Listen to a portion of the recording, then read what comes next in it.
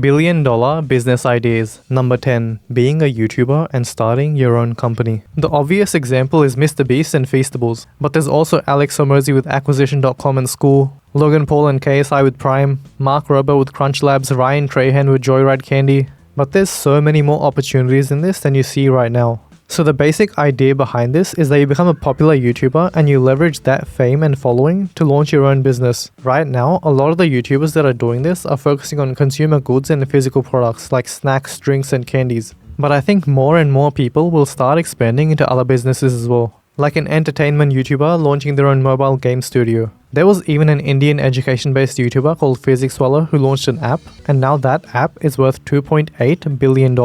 This is pretty much the same thing as becoming a celebrity and then using that fame to launch your own business. But now, instead of being at the mercy of some TV producer, you can actually create content and try to get known yourself. By the way, if you want to find out about interesting business ideas, sign up to my email newsletter at bizexplorer.co. Number 9 is AI video. Out of all the things in this video, this is probably the one that terrifies people the most. Just take a look at how insane AI video is already.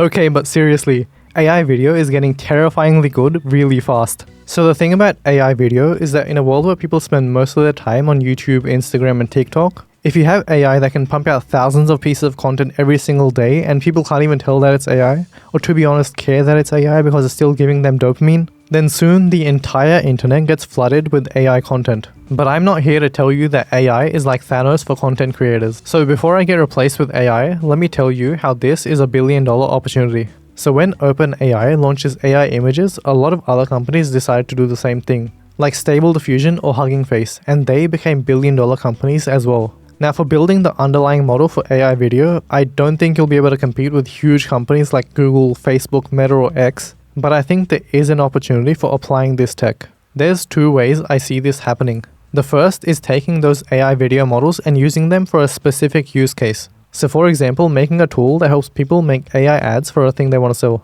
There's an app called Creati AI that did something like that for products, and they got 10 million users in the past year. You could also do things like AI animation and movie storyboarding. Or the second option, which I think will be the thing that actually happens, which is using AI to flood the internet with content and taking over the world. Let me show you how this is already happening. Take a look at this channel called Chill Dude Explains. He uploads every single day, and in the past month he's gotten 13.9 million views. That's around $36,000 to $60,000 just in the past month. But the thing is, the videos he makes are mainly AI. The voice is AI, the script is heavily AI based. I'm pretty sure even the stick figure animations are AI. And I'm guessing what he does is edit everything together. If you take a look at the comments for his videos, people are absolutely loving the videos. There's not even a single comment saying that it's AI. Oh my god, how does bro spit these out every day?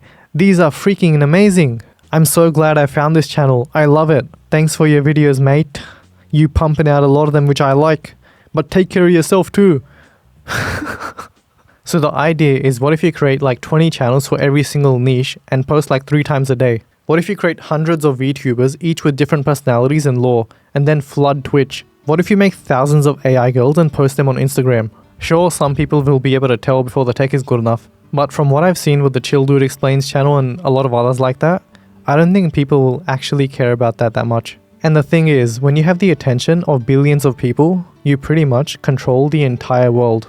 Number 8, AI companions. So things like AI friends, girlfriends, and boyfriends. It's kind of a bleak future if you think about it, but from a money-making point of view, this is probably one of the best businesses to ever exist. There's no physical product you have to make, the margins are insanely high because it's software, and there's insanely high demand. Like tens of millions of people using this levels of demand. The business model has recurring subscription payments, and it's super sticky since people don't want to lose the connections that they've made, so the lifetime value is really high.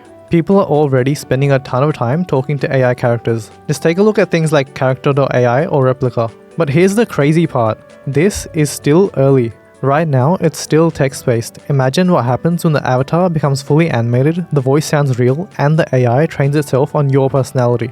I wouldn't be surprised if in the future people spend their entire day on FaceTime with AI characters. Number 7 is private equity. This is the game that huge business influencers like Alex Hormozi are playing. He's not the only one. There's also Cody Sanchez and Andrew Wilkinson who are doing the same thing. Let me give you a basic overview of how this works using real estate as an example. So the goal with real estate is to buy a property that's undervalued, has high growth potential, or is something that you can improve. You can then rent it out and get some cash flow, and if the price of the property goes up in the future, you can sell it for a profit. Or if it's a fixer-upper, you can spend some money making it better and then sell it for a profit.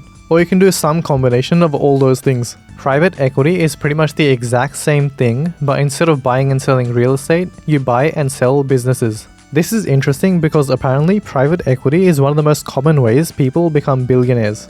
Number 6. IVF clinics. So here's something that will blow your mind. In 2024, 2% of the babies born in the USA were from IVF. That's literally 1 out of every 50 kids. And that number is only going to get higher. This isn't some super rare thing that only a few people do anymore. It's slowly becoming the future of how people have kids. Why? Because people are having kids later in life. In fact, the average age someone has their first child has gone up by 1.5 years in the past decade. What this means is that it becomes a lot harder to conceive naturally. And the older you are, the harder it gets. So if you want to have a kid, eventually IVF goes from being one of the options to being the only option. And this isn't like a gacha game where you spend a few dollars, do a few rolls, and stop even though you didn't get the character you wanted. For a lot of people that want to start a family, they will do whatever it takes to make that happen. So as you can probably guess, IVF is pretty expensive. It can cost anywhere between $20,000 to $60,000. And people are happily paying that because if this works and they end up with a child because of this, that's priceless. So you have a growing market of people with a problem they're highly motivated to solve, and pay tens of thousands of dollars to solve it. From a business point of view, this combination of intense demand, pricing, and growing market is where the billion-dollar opportunity is. Number 5. Animated movies. So check this out. This is a movie called Neja 2. This made $2.2 billion and became the highest grossing animated movie in the entire world. But the crazy thing about this is that when you compare it to a live-action movie like Snow White, which cost $270 million to make, and flopped so hard that it went from being a fantasy movie to being meme material, Neja 2 only cost $80 million to make and made $2.2 billion. Even after cinemas take their 50% cut, they probably made somewhere around $1.1 billion.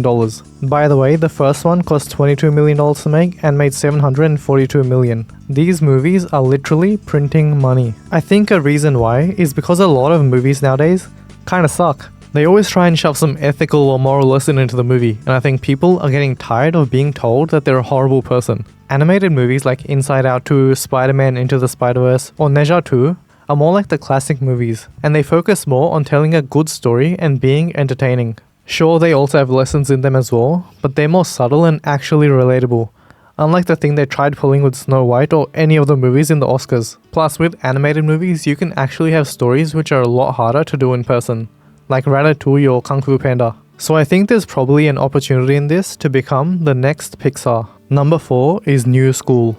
Let's be real, school is incredibly inefficient. It was designed in the 1900s when the goal was to churn out factory workers. They make you learn stuff that's completely useless. Like, why do I need to know which date Alexander conquered the known world? Also, progress is limited by the slowest person in class. Let's say you do one sheet of maths questions every week and it only takes you like 20 minutes to do it, and you have nothing else to do for the other 40 minutes. The entire class can't move on until everybody is done. Why can't you just do 3 sheets in one class and get 3 times faster results? Why can't you spend 5 hours each day for a week straight and be like a year ahead of everyone else that's still at week 1? Also, let's talk about uni. I think that 95% of the degrees that exist are an absolute scam.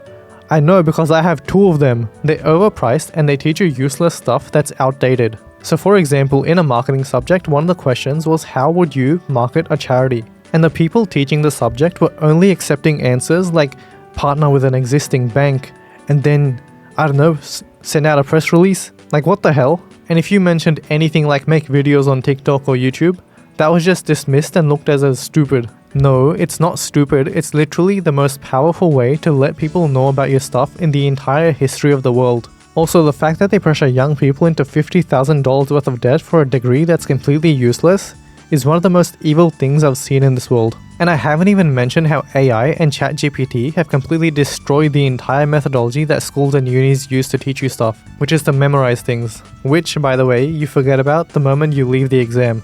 I think there's a billion-dollar opportunity in building a school that's actually designed for the world of today and that actually teaches you useful skills, not things that might have been useful in the 1900s. Like a lot of the things in this video, the thing about this business model is that you can charge high prices, probably around $30,000 to $50,000 per year per kid. And they stay for many years as well. And if you're thinking that's really expensive, yeah, it is. But if you compare it to how much people are paying to study at Harvard, it's around the same or even a bit lower. Kids are the biggest investment people will ever make. And there are a lot of parents that will pay that much if it means that their kid will get a higher level in life. Also, a bonus idea, you could sell a $5,000 per year curriculum for people that homeschool their kids because the current school system isn't good enough. Number 3 is ocean mining. So this idea comes from a video I saw from Johnny Harris. The billion-dollar opportunity with this is that there's $16 trillion worth of precious metals sitting on the floor in the Pacific Ocean. These are the metals that you need for things like phones, electric cars, batteries, and pretty much every piece of modern tech in the entire world. Right now, there's legal tape holding countries back from mining this, but that won't be the case forever. Very soon, everyone's gonna be going after this. It's literally the next gold rush, but this time it's underwater. There's already a company called the Metals Company which is worth $1.8 billion because they're in the best position to take advantage of this. They're literally making massive machines to vacuum up these metal balls off the ocean floor. The environmental impact is what's holding it back right now, but the demand for these metals is so high, there's no way this doesn't happen. Plus, I think when you compare it to how much damage mining on land causes, this doesn't seem so bad in comparison. Number 2 is anti-aging/longevity clinics. Spoiler alert, people don't want to die, and they want to live as long as they can. They also want to be healthy as well. I'm sure you've seen Brian Johnson by now. A guy who's trying to live as long as possible, spending $2 million a year to reverse his age. Building a cult of people that don't want to die. By the way, if you think that's a stupid thing to do and death is inevitable, yeah, sure, but that doesn't mean you can't do anything to live longer. You already know that eating deep fried food and smoking is bad for your health, and if you don't do that, you'll be healthier and live longer. This is just taking that idea and optimizing what you eat and what you do for a more fulfilling life. And for a lot of people, that also means having a few extra years of being alive. So let's get to the billion-dollar opportunity for this. I think there's an opportunity to create a company for anti-aging and helping people live longer. Kind of like the Mayo Clinic. For example, it's wild to think that you could have cancer developing for years and not know until it's too late. And if you did find it before, everything would have been fine. So one of the services you could provide is doing MRI scans every year to see if you're developing any cancers, and if you are, you can get them removed early on. Also, blood tests you do with the normal doctor don't measure things like testosterone, estrogen, or your hormones. I know this because I've tried getting this done, and the doctor just looked at me funny. Right now, people think that you're the weirdo if you want to find out about things like that when there's nothing wrong with you. But I think a lot of people will want to know their health metrics so they can optimize their health and not just react when there's something wrong. Like, just take a look at how many people are buying testosterone supplements on Amazon. 80,000 units, 20,000 units sold, 30,000 units. And the thing about this business is that you're generally going to be targeting people that can actually afford higher prices. So you can afford to charge them $5,000 to $10,000 per year. Plus, this isn't something that you just do once and forget about it. So your customers stay with you for a long time as well. Number 1 is stem cell therapy. This is probably one of the most world-changing things that can happen in the future. So the basic idea behind this is that stem cells are kind of like a blank slate and can turn into any other type of cell. What this means is that you can use stem cells to repair, regrow, and replace damaged cells. So for example, if you damage your kneecap, stem cells can help repair it. Cristiano Ronaldo actually did this to recover faster. If you have back pain issues, stem cells can help with that as well. Rafael Nadal, one of the goats of tennis, actually got this done. Burn victims can regrow skin, and for people that have type 1 diabetes, stem cells could help regrow their insulin-making cells. Even things like vision or hearing loss, and potentially even hair loss, and that by itself would be a multi-billion-dollar market. But the thing about this is that even though the potential is really high, so is the research and approval that's needed for this, especially in the US where there's a lot more regulations. Which is why a lot of people are even spending $10,000 to $50,000 to fly overseas and get stem cell treatment done. They always say that it's 10 years away, but when this finally does become mainstream, this will probably change the world.